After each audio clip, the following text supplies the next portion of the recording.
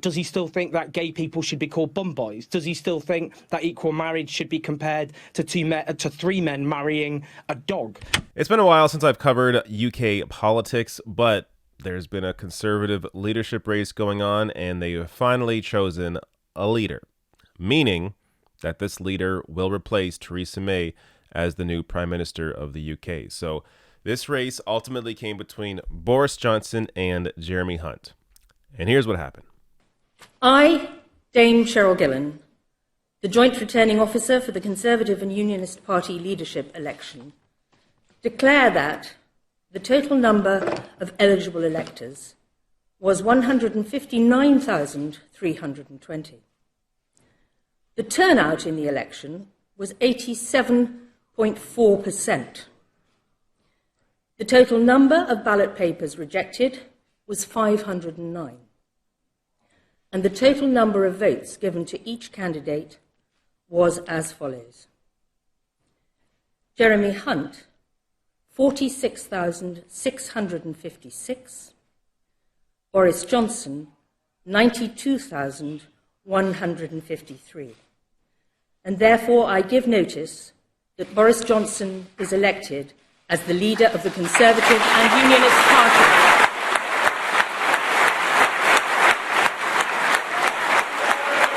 I know some wag has already pointed out that Deliver, Unite and Defeat was not the perfect acronym for an election campaign, since unfortunately it spells dud. But they forgot the final E, my friends, E for energise. And I say to all the doubters, dude, we are going to energise the country. We're going to get Brexit done on October the 31st. We're going to take advantage of all the opportunities that it will bring in a new spirit of can-do. And we are once again going to believe in ourselves and what we can achieve. And like some slumbering giant, we are going to rise and ping off the guy ropes of self-doubt and negativity with better education, better infrastructure, more police, fantastic full-fibre broadband sprouting in every household. We are going to unite this amazing country and we are going to take it forward. I thank you all very much for the incredible honour that you have just done me. I will work flat out from now on with my team that I will build, I hope, in the next few days to repay your confidence. But in the meantime, the campaign is over and the work begins. Thank you all very much. So Boris Johnson will become the next Prime Minister of the UK. Now, he won here with 66.4% of the vote over Jeremy Hunt, a clear victory for his Conservative base. But look, I don't pretend to be an expert on British politics, but if you've seen Boris Johnson before, coverage of Boris Johnson, I mean, he's essentially Britain's Donald Trump. The guy is not a good person. Now, before I even get to some of the things that he's done, let me just give you some backstory here from Vox. Johnson began his career as a journalist, the highlights of which include getting fired from the Times of London in 1988 for fabricating a quote, and working as the Brussels correspondent, where his skeptical coverage of the EU helped fuel some of the EU backlash that would arrive in force during that 2016 referendum. Johnson became a Conservative Member of Parliament in 2001. In 2008, he mounted a bid to become the Mayor of London, won in a stunning upset, and ultimately served 2 terms where he showed his love of publicity stunts and branding exercises. And then in 2015, he returned to Parliament after winning his seat as a Conservative MP. Now, let me go to this clip here of Owen Jones, who I think this was shot a few weeks ago, but he fills in some of the gaps here about what Boris Johnson, or who Boris Johnson is, and exactly what he's done. I think he's got every chance of winning, and I have to say, you know, one of the, I'm afraid, big faults at the moment in this whole debate is the lack of scrutiny of Boris Johnson, who is very likely to become the Prime Minister of this country in a matter of weeks. Why aren't we asking, does he still think that gay people should be called bum boys? Does he still think that equal marriage should be compared to three men marrying a dog?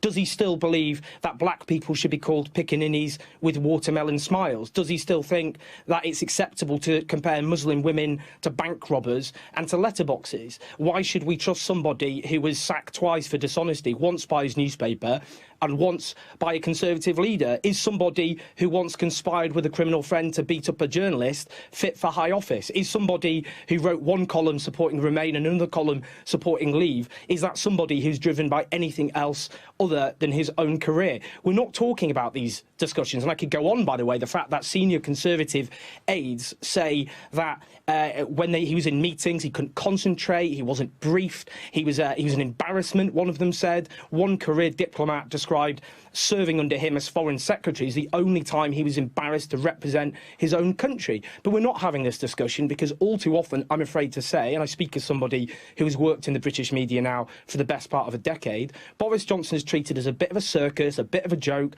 a bit of a laugh, but he is somebody who has peddled racism, he's serially dishonest, he's a charlatan, but we're not having that conversation because, again, and it's worth emphasising this, if you are from a posh background, you can more or less get away with anything in this country. All right. It's hard to know what to say anymore. Countries keep putting these complete morons in positions of power. And a large part of it is because there's been this failure of the middle, of this neoliberal center, this corporate-friendly center, always appeasing to or always capitulating to the wealthy and the well-connected. Their failure, whether through liberal or conservative governments, their failure has led to the rise of these sorts of morons in on the right wing, these populist, these fake populist right-wingers. And that's because there has been really a lack of challenge from the actual left, because the neoliberal parties have pushed down the left over and over and over again. What we see is the rise of the right-wing populism. Now, in the case of the UK right now, there actually is a strong leader on the left, Jeremy Corbyn, the leader of the Labour Party, but he's not prime minister yet. So until he actually has some real power in the country and the ability to shift away from the type of politics that's been going on over the past 40 years, it's going to be hard to see if we can get out of this with a proper people-focused movement like the one that Jeremy Corbyn is building in the Labour Party. So let me actually go to a couple tweets from Corbyn's reaction to Johnson winning this leadership race. Boris Johnson has won the support of fewer than 100,000 unrepresentative Conservative Party members by promising tax cuts for the richest, presenting himself as the banker's friend, and pushing for a damaging no-deal Brexit.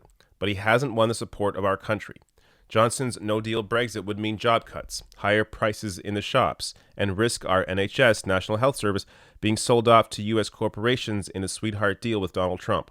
The people of our country should decide who becomes the next prime minister in a general election. Now, that's going to be the real fight.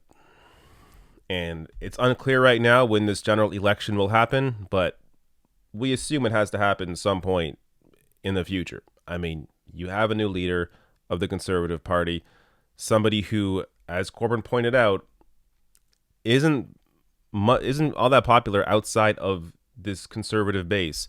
So will he be able to attract the type of energy that someone like Donald Trump was? But even addressing that point, Trump was able to win because of the suppressed vote from everybody else in America. So when you have an actual challenger, somebody that actually speaks for people like Jeremy Corbyn going up against, and his Labour Party going up against Boris Johnson and the Conservative Party in a general election, I think Corbyn has a much better chance at defeating this government than Hillary Clinton had at defeating Donald Trump. But we're going to have to wait and see. I mean, the choice here really is between a buffoon in Boris Johnson, who represents the wealthy and well-connected, and Jeremy Corbyn, who has a history of fighting for actual people. So I saw this tweet from Luke Savage, and it perfectly paints this picture. Choose your fighter. So on the left, you have Boris Johnson, born into wealth, went to prep school. Here he is in that photo with a bunch of other rich preppy dudes.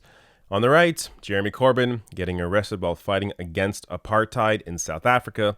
Of course, Corbyn was on the correct side of history. And that's really what this general election fight's going to be about. Boris Johnson, who represents the wealthy, the well-connected, pretends he's a populist when he's not, versus Jeremy Corbyn, who is a democratic socialist who has a history of being on the correct side of issues and has a platform designed to give the power back to the people and challenges the wealthy, the well-connected, and the powerful.